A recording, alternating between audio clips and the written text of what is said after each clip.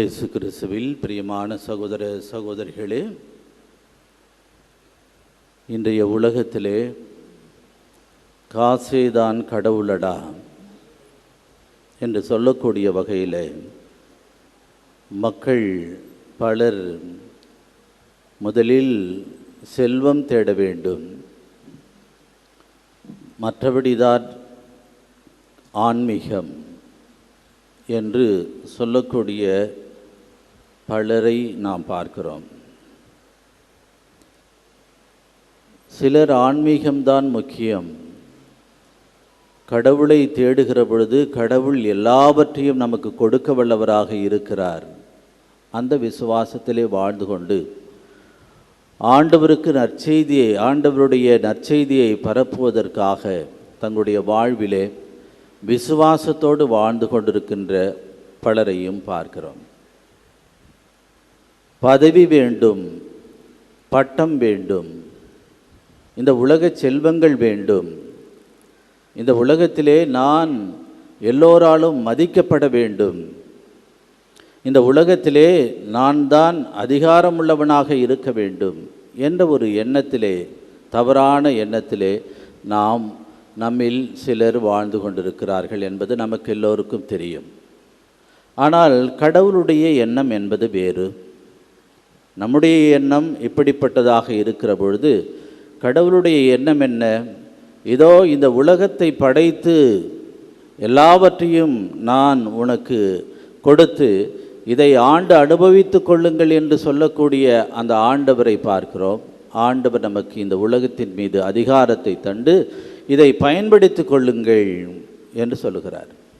ஆனால் பயன்படுத்தி கொள்ளுங்கள் என்று சொல்லுகிற பொழுது ஏதோ நம்முடைய வாழ்க்கைக்கு மட்டும் நாம் பயன்படுத்தி கொள்ள வேண்டும் என்று இந்த உலகத்தையே, இந்த உலகத்தினுடைய இயற்கையை அழித்து விட வேண்டும் என்று சிலர் ஆசை கொண்டு தெரிந்து கொண்டிருக்கிறார்கள் என்பதையும் நாம் பார்க்கிறோம். அதல்ல ஆண்டவர் கொடுக்கிற அதிகாரம். மாறாக இந்த உலகத்தை ஆண்டு அனுபவித்து கொள்ள வேண்டும் என்றால் எதிர்கால சந்ததிகளுக்கும் நாம் அதை விட்டு வைத்து அதை பெருக்கி அவர்களும் வாழ வேண்டும் என்ற உயர்ந்த ஒரு மனநிலையோடு பிறரன்போடு நாம் வாழ வேண்டும் என்று ஆண்டவர் அழைக்கிறார். ஆண்டவர் நம்மை சிந்தித்து பார்க்க அழைக்கிறார். எனவே இயேசு கிறிஸ்துவில் பிரியமானவர்களே, பதவி முக்கியம் அல்ல, மாறாக ஆண்டவரோடு இணைந்து ஆண்டவருடைய வழியை நாம் வாழ்ந்து காட்டுவது தான் முக்கியம். சாலமோன் அரசர், பழைய ஏற்பாட்டிலே தாவீதுடைய மகனாகிய இருக்கின்ற அந்த சாலமோன் அரசர் கிபெயோனில் பலிகளை செலுத்தி கொண்டிருக்கிறார். 1000 பலிகளை அவர் செலுத்தினார். அதற்கு பிற்பாடு கடவுள் அவருக்கு கனவிலே தோன்றி, உனக்கு என்ன வேண்டும் கேள் என்று கேட்கிறார். அவர் சொல்லுகிறார், அவர் எனக்கு நன்மை தீமை அறியக்கூடிய நல்ல நீதியை, இந்த மக்களுக்கு நான் அரசராக இருக்கிறபடியினாலே நல்ல நீதியை, சரியான நீதியை நான் இவர்களுக்கு அளிக்குமாறு நன்மை தீமை அறியக்கூடிய அந்த ஞானத்தை எனக்கு கொடும் என்று ஆண்டவரிடத்திலே ஜெபிக்கிறார். இன்றைக்கி நம்ம என்ன ஜெபிக்கிறோம் என்று யோசித்து பார்க்க வேண்டும். கடவுளிடத்திலே வந்து, அன்னை மரியாளிடத்திலே வந்து எனக்கு இதற்காக பரிந்துரை செய்யும் என்று மன்றாடுகிறோமே, அதில் பிறர் நலம் இருக்கிறதா என்று யோசித்து பார்க்க வேண்டும். இதோ இந்த சாலமோன் அரசர் என்ன கேட்கிறார் கடவுளிடத்திலே, எனக்கு நீ இந்த மக்களுக்கு நீதி வழங்க நன்மை தீமை அறியக்கூடிய அந்த ஞானத்தை கொடும் என்று சொல்லுகிறார். இதுதான் மூலதனமாக இருக்கிறது. அப்போ எல்லா மக்களுக்கும் அவர் பணி செய்யக்கூடியவராக, நான் நல்ல முறையிலே பணிவிடை செய்ய வேண்டும், இந்த மக்களுக்கு உதவிகரமாக இருக்க வேண்டும், இந்த மக்களை நான் பாதுகாப்பாக அழைத்து செல்ல வேண்டும் என்ற அந்த பொறுப்பை அவர் உணர்ந்து ஆண்டவரிடத்தில் ஜெபிக்கிறார். அதையும் ஆண்டவர் கொடுக்கிறார். எனவே ஆண்டவர் அவரை பார்த்து சொல்லுகிறார், நீ கேட்டது, நீ நீடிய ஆயுளையோ அல்லது செல்வத்தையோ கேட்கவில்லை, பணிவிடை செய்ய இதோ ஞானத்தை கேட்டிருக்கிறாய், நான் மகிழ்கிறேன், உனக்கு இந்த ஞானத்தை நான் கொடுக்கிறேன் என்று அங்கே ஆண்டவர் அவருக்கு கொடுக்கிறார். இதுதான், இப்படிப்பட்ட ஜெபத்தை தான் நாமும் ஆண்டவரிடத்திலே அன்னையின் வழியாக ஜெபிக்க வேண்டும். ஆண்டவரே, எல்லோரும் நலம் பெற்று வளம் பெற்று வாழ வேண்டும். ஆண்டவரே, என் குடும்பம் மட்டும் நல்லா வாழணும். இது முரணாக இருக்கிறது. சுயநலம். ஆண்டவரே, எனக்கு இந்த பதவி வேண்டும், ஆனால் நான் பணி செய்ய மாட்டேன், எந்த பணியும் செய்ய மாட்டேன், எனக்கு பதவி மட்டும் கொடு, நாம் அப்படியே கம்பீரமாக தற்பெருமையாக நான் வாழ்ந்து கொண்டு இருப்பேன் என்று அந்த பதவி மோகத்தோடு நாம் இருக்க. பதவியிலே அமர்ந்திருக்கிறவர்கள் பணிவிடை செய்ய வேண்டும். இயேசுனுடைய வாழ்க்கையிலே அதைத்தான் பார்க்கிறோம். இயேசு தன்னையே தாழ்த்தி இந்த உலகத்திற்கு வந்தார். மனிதனாக பிறந்து இந்த மனிதர்களை எல்லாம் மீட்படைய செய்ய வேண்டும், மீட்பை இவர்களுக்கு கொடுக்க வேண்டும் என்பதற்காக, நமக்கு கொடுக்க வேண்டும் என்பதற்காக அவர் தன்னையே தாழ்த்தி, கடவுளாக இருந்தவர் மனித ஒரு எடுத்து சிலுவை சாவை ஏற்று, துன்பங்களை ஏற்று, அந்த சிலுவையிலே அறையப்பட்டு அவர் நமக்காக தன்னுடைய உயிரை தியாகம் செய்தார் என்பது நம்ம எல்லோருக்கும் தெரியும். எனவே அப்படிப்பட்ட ஒரு பணியைத்தான் நாம் செய்ய வேண்டும். இயேசுனுடைய வாழ்விலே கடைசியாக ராபோஜனத்திலே இரவு இறுதி உணவு அந்த நேரத்திலே என்ன செய்கிறார்? அவர் சென்று அந்த திருத்தூதர்களுடைய பாதங்களை கழுவுகிறார். அது நமக்கு எடுத்துக்காட்டான ஒரு வாழ்வாக இருக்க வேண்டும், முன்மாதிரியாக காட்டுகிறேன் என்று அந்த திருத்தூதர்களுக்கு சொல்லுகிறார். நீங்களும் இப்படித்தான் வாழ வேண்டும், பணிவிடை செய்ய அல்ல, பணிவிடை பெற அல்ல, பணிவிடை செய்ய வேண்டும், பணிவிடை புரிய வேண்டும் என்பதற்காகத்தான் அந்த வாழ்க்கையை அவர் வாழ்ந்து காட்டினார். எனவே இயேசு கிறிஸ்துவில் பிரியமானவர்கள், எல்லாரும் எனக்கு பணிவிடை செய்யணும், நான் யாருக்கும் செய்ய மாட்டேன், நான் அடுத்தவங்களை அன்பு செய்ய மாட்டேன், ஆனால் எல்லாரும் என்னை அன்பு செய்ய வேண்டும் என்ற அந்த மனநிலை ஆண்டவருக்கு உகந்த மனநிலை அல்ல. எனவே இயேசு கிறிஸ்துவில் பிரியமானவர்களே, நம்முடைய வாழ்வு ஆண்டவருக்கு அர்ப்பணிக்கப்பட்ட வாழ்வாக, ஆண்டவர் விரும்புகின்ற அந்த பணிவிடை செய்ய வேண்டும். யாருக்கு செய்ய வேண்டும்? கடவுளுக்கு செய்ய வேண்டும். கடவுளுக்கு செய்ய வேண்டும் என்றால் என்ன அர்த்தம்? மக்களுக்கு செய்கிற பொழுது கடவுளுக்கு நாம் செய்கிறோம். மக்களுக்கு உபத்திரமாக இருக்கக்கூடாது, மக்களை கீழே அழுத்த வேண்டும், நான் தான் தளபதியாக, நான் தான் பெரிய மனிதனாக இருக்க வேண்டும் என்ற ஒரு எண்ணத்தோடு, அகங்காரத்தோடு நாம் வாழ்ந்து விடக்கூடாது. அது அல்ல ஆண்டவருடைய எதிர்பார்ப்பு. இதோ ஆண்டவரிடத்திலே பக்தியோடு விசுவாசத்தோடு வருகின்ற நாம் அந்த விசுவாசத்தை நாம் வெளிப்படுத்த வேண்டும். தாட்சியுள்ள மனங்களை ஆண்டவர் ஆசீர்வதிக்கிறார்.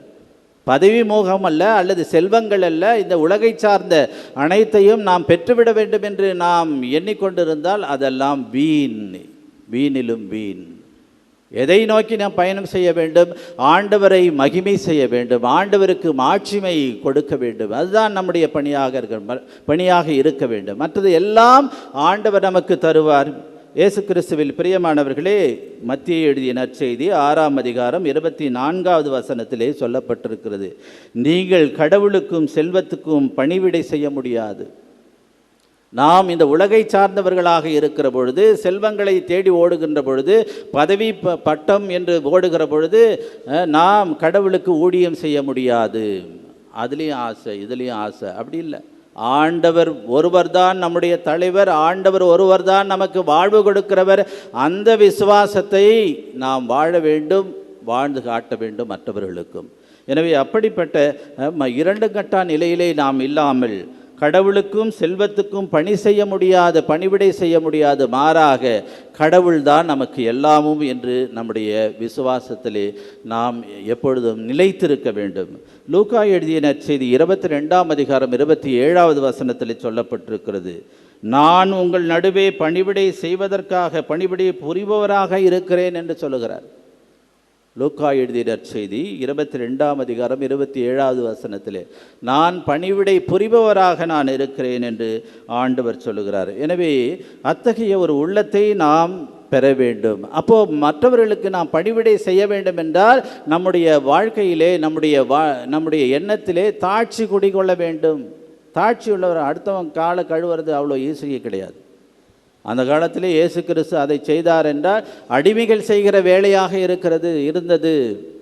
அதை தன்னை தாழ்த்தி, கடவுளாக இருந்தவர் மனிதனாக உருவெடுத்து தன்னையே தாழ்த்தி அந்த பாதம் கழுவும் அளவுக்கு அவர் தன்னையை சிறுமைப்படுத்துகிறார், தாட்சியாக இருக்கிறார். மற்றவர்களுக்கு பணி செய்வது தான் நம்முடைய தலையாய கடமை என்பதை நமக்கு முன் உதாரணமாக எடுத்து சொல்லுகின்றார். நாமும் சீடர்கள், அந்த திருத்துதர் 12 பேருக்கு தான் சொன்னாங்க, நமக்கெல்லாம் கிடையாது அப்படின்னு சொல்லக்கூடாது. கடவுளை, இயேசு கிறிஸ்துவை பின்பற்றுகின்ற ஒவ்வொரு மனிதனும் தாட்சி நிறைந்த உள்ளத்தினராக இருக்க வேண்டும் என்பது இறைவனுடைய எதிர்பார்ப்பு. அப்பொழுது ஆண்டவருடைய ஆசீர்வாதம் நமக்கு கிடைக்கும். அதனால் பதவிக்காக அடித்து கொள்ளாமல், பணி செய்வதற்காக நம்மளே கொடுக்கப்பட்ட, இப்போ நான் இங்கே பங்கு சாமியாராக இருக்கேன்னா, இப்போ இங்கே வந்து நம்மளே கொடுக்கப்பட்ட மக்களுக்கு பணிவிடை செய்ய வேண்டும். அவர்களுக்கு என்ன தேவையோ அதை நல்ல முறையிலே எடுத்து செயல்படுத்துவது தான் என்னுடைய பணி. அதே போன்று இந்த உலகத்திலே வாழுகின்ற ஒவ்வொரு மனிதரும் சமூகத்திலே மற்றவர்களுக்கு உதவிகரமாக இருக்க வேண்டுமே ஒழிய எல்லாரும் ஏன் கீழே தான் இருக்கணும் அப்படின்ற ஒரு மமதியிலே நாம் இருந்துவிடக்கூடாது என்பது இறைவனுடைய விருப்பமாக இருக்கிறது. எனவே இயேசு கிறிஸ்துவில் பிரியமானவர்களே, இன்று நாம் புனித அந்தோணியாருடைய விழாவினையும் கொண்டாடுகின்றோம். இத்தகைய வாழ்வைத்தான் இயேசு கிறிஸ்து எதை எதிர்பார்த்தாரோ பணிவிடை செய்தார், நற்செய்தியை அறிவித்தார். புனித அந்தோணியாருடைய வாழ்வு நமக்கு எல்லோருக்கும் தெரியும். அவரிடத்திலே நாம் விசுவாசம் வைத்திருக்கிறோம். அவருடைய பரிந்துரை நமக்கு எல்லாமும் கிடைக்கும் என்று. எனவே அப்படி இவர் எந்த நிலைக்கு இப்பொழுது உயர்த்தப்பட்டிருக்கிறார் என்றால், அவருடைய நற்செய்தி பரப்புகின்ற வாழ்வு, புனித வாழ்வு, இந்த உலகத்திலே எல்லாருக்கும் எல்லாமுமாக இருந்தார். நற்செய்தி அறிவித்தார், புதுமைகளை செய்தார், ஆண்டவருக்கு உகந்த மனிதனாக இருந்தபடியினாலே இன்று உயர்த்தப்பட்டிருக்கிறார். அவரை நாடி ஓடி இந்த உலகம் முழுவதும் எத்தனையோ மக்கள் அவருடைய பரிந்துரையினாலே பல நன்மைகளை பெற்றிருக்கிறார்கள் என்பது நாம் அறிந்த ஒன்று. அதே போன்று அன்னை மரியாளுடைய வாழ்க்கையில் பாருங்கள், தான் கடவுளை இயேசு கிறிஸ்துவை பெற்றெடுத்த பொழுதிலும் அவர் மற்றவர்களுக்கு பணிவிடை செய்ய வேண்டும் என்ற ஒரு எண்ணத்திலே எல்லாரும் நலம் பெற்று வாழ வேண்டும், கடவுளுடைய மீட்பின் வாழ்வை பெற்றுக்கொள்ள வேண்டும் என்பதற்காக அவர் வாழ்க்கையிலே வாழ்ந்து கொண்டிருந்தார். என்னென்னலாம் நடந்துச்சோ அதையெல்லாம் மனதிலே இருத்து சிந்தித்து கொண்டிருந்தாள் என்று பார்க்கிறோம். அடுத்ததாக நாம் பார்ப்பது, அவள் கடவுளுடைய அந்த தாயாக இருந்த பொழுதிலும் எலிசபெத்தை நோக்கி ஓடுகின்றார். அந்த எலிசபெத்தை நோக்கி ஓடி அங்கே பணிவிடை அவருக்கு செய்தார் என்று பார்க்கிறோம். இவ்வாறு திருத்தூதர்களுக்கு உதவியாக இருந்திருக்கிறார் அன்னை மரியாள். தாட்சியான உள்ளத்தோடு, அதுதான் ரொம்ப ரொம்ப முக்கியம். தாட்சியான உள்ளத்தோடு, நான் கடவுளுடைய தாயாக இருக்கிறேன், எனக்கு நான்லாம் போய் பணிவிடை செய்யக்கூடாது அப்படின்னு சொல்லலை அன்னை மரியாள். மாறாக அந்த தாட்சியான உள்ளம், நாம் பணிவிடை செய்ய வேண்டும் ஆண்டவருக்கு பணிவிடை செய்கிற பொழுது இறைவன் நிறைவாக நம்மை ஆசீர்வதிப்பார். எல்லாம் சேர்த்து கொடுக்கப்படும் என்று ஆண்டவர் உறுதியளித்திருக்கிறார். கடவுளை முந்த நாடுங்கள் என்று ஆண்டவர் சொல்லுகிறார். கடவுளுடைய புகழுக்காக நீங்கள் வாழுங்கள் என்று ஆண்டவர் சொல்லுகிறார். அதை நீங்கள் செய்கிற பொழுது மற்ற எல்லாம் உங்களுக்கு சேர்த்து கொடுக்கப்படும் என்று சொல்லுகிறார். அந்த வார்த்தையிலே, இறை வார்த்தையிலே நாம் நம்பிக்கை கொண்டு இருந்தால் அப்படிப்பட்ட வாழ்க்கையை நாம் நடத்த வேண்டும். அதுதான் இறைவனுடைய விருப்பம். அப்படி வாழுகின்ற பொழுதுதான் கடவுளுடைய ஆசீர்வாதங்கள் நமக்கு கிடைக்கும். இயேசு கிறிஸ்துவில் பிரியமானவர்களே, அத்தகைய ஒரு உள்ளத்தை நமக்கு இறைவன் தர வேண்டும் என்று, இறைவனை பற்றி கொள்ள வேண்டும். இறைவனோடு இணைந்த வாழ்வு இந்த உலகத்திலே வாழ்கின்ற பொழுது ஒவ்வொரு அடி நாம் எடுத்து வைக்கிற பொழுதும் ஆண்டவருடைய பிரசன்னத்தை நாம் உணர்வோம். ஆண்டவர் என்னோடு இருந்து என்னை வழிநடத்துகிறார். அந்த விசுவாசத்திலே ஆண்டவருக்கு பெருமை பாராட்டுவோம், ஆண்டவரை மகிமைப்படுத்துவோம். ஆண்டவர் நமக்கு எல்லாமும் ஆக இருக்கிறார். ஆமென்.